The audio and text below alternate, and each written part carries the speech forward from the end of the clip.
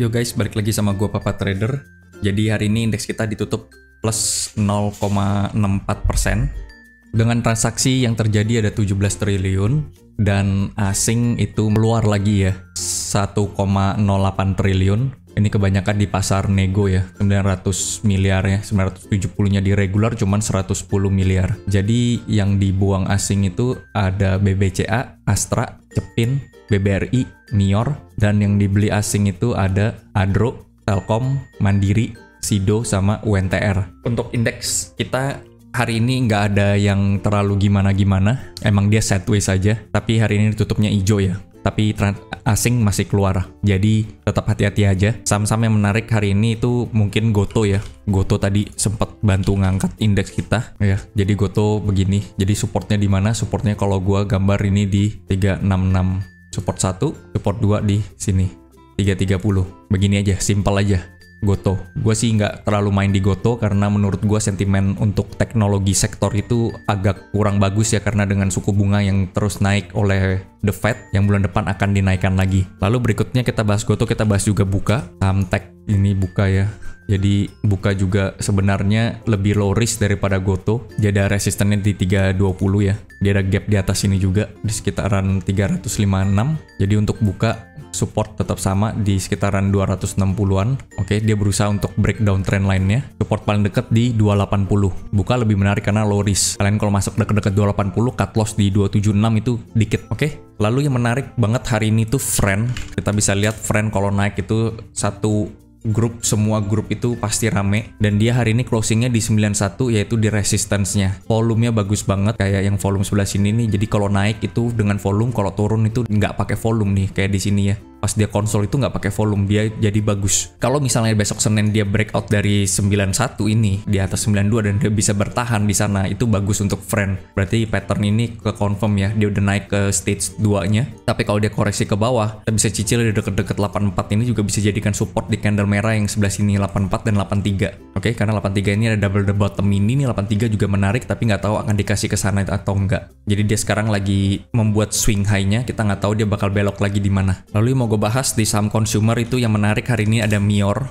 karena dia break 2000-nya, resisten 2000 yang kemarin gue sempat gambar di sini ya. Jadi dia berikutnya akan ke 2200, tapi akan lebih baik kalau dia bisa closing di atas resisten yang di sini dulu di 2060. Dia nggak berhasil tutup di sana, tapi dia tuh closingnya di 2030 nih sebenarnya resisten minor.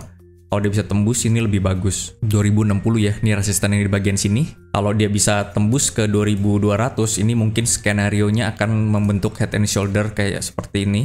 Ya, ini shoulder kirinya, lalu ini shoulder kanannya, ini inverse head and shoulder ya. Satu lagi dia akan membuat shoulder kanannya sampai ke 2000, mungkin bisa terjadi seperti ini kalau consumernya main. Oke, ini hanya potensi, belum tentu terjadi. Misal dia koreksi ke bawah ke deket-deket 1800 itu menarik ya, 1860 ini menarik menurut gua di candle merah yang sebelah sini ya. Ini mendekati juga resistan awalnya pas dia membentuk ascending triangle-nya. Lalu ada juga SMGR ya, kemarin gue sempat gambar begini juga. Dia akan buat right shoulder dan cut loss areanya di sini nggak kena ya. Jadi sekarang nih sebenarnya kalau misalnya dia break seperti ini dengan volume yang bagus, ini shouldernya bisa digeser ke sini nih. Jadi ini hitungannya shoulder kanannya tuh cuma sedikit kecil begini. Ini juga hitungannya head and shoulder. Kalau dia bisa bertahan di atas 7500 ini berhari-hari, itu berarti patternnya confirm. Tapi kalau udah turun ke bawah 7500 lagi, berarti patternnya gagal. Market lagi sideways, jadi pattern gagal itu lebih sering terjadi. Oke, target head and shoulder-nya itu kalau misalnya kita ukur itu sampai di resist yang di bagian sini, bener ya. Ini kalau kita gambar garis begini, ini ada resist di sini. Yang dulunya support jadi resist, sekarang dia sampai ke 9000. Tapi itu target jauh ya. Bukan nggak mungkin dia bisa hit ke sana dengan time frame yang panjang.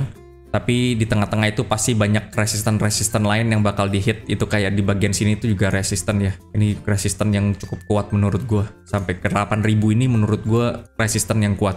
Apakah bisa sampai ke 8000?